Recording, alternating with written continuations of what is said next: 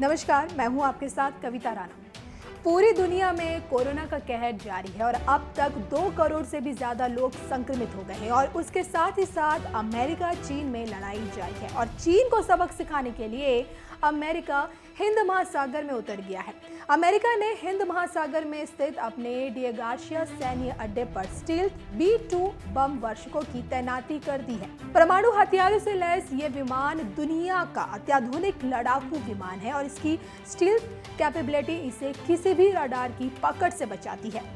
सामरिक मामलों के जानकारों की माने तो पूर्वी लद्दाख में तनाव बढ़ा रहे चीन के लिए भारतीय जमीन से पीछे हटने का अमेरिका की ओर से ये एक साफ इशारा है। चीन के साथ तनाव को देखते हुए हिंद महासागर में भारतीय नौसेना ने सामरिक दृष्टि से अहम स्थानों पर अपने पोत तैनात किए हैं और इसके साथ साथ भारतीय नौसेना ने अंडमान और निकोबार द्वीप समूह के पास एक संयुक्त सैन्य अभ्यास किया था। इसमें अमेरिका नौसेना का USS नियमित कैरियर स्ट्राइक समूह शामिल हुआ था जो परमाणु हथियारों से लैस है। इस सैन्य अभ्यास में भारतीय नौसैनिक जहाज INS राणा और INS कुलिश शामिल हुए थे।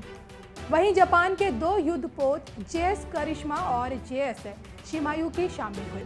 इस अभ्यास का मकसद सिर्फ और सिर्फ मित्र देशों के साथ नौसैनिक तालमेल और सहयोग बढ़ाना था, लेकिन भारतीय नौसेना ने इसके अलावा पिछले दिनों ऑस्ट्रेलिया और फ्रांस की नौसेना से भी सहयोग बढ़ाया। ये सैन्य अभ्यास चीन के पूर्वी लद्दाख में घुसपैठ की कोशिश और मुठभेड़ दक्षिण चीन सागर और हिंद प्रशांत क्षेत्र में दखलंदाजी के बीच बेहद अहम मानी जा रही है।